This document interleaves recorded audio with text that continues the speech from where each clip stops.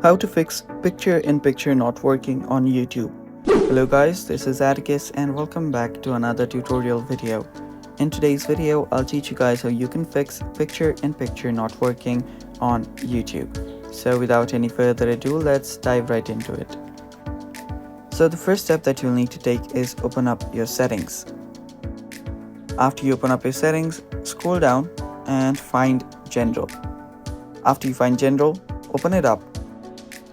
Now on General, there you'll find an option called Picture-in-Picture. All you now have to do is tap on Picture-in-Picture and make sure that this is turned on. After you've turned this on, you can then head back and make sure that your YouTube is updated to the latest version. So update it to its latest version. And after you update YouTube to the latest version, there you can see an update available. Update it, and after you do that, you can just head over to your settings again, come to General and locate iPhone storage. Tap on it and search for YouTube.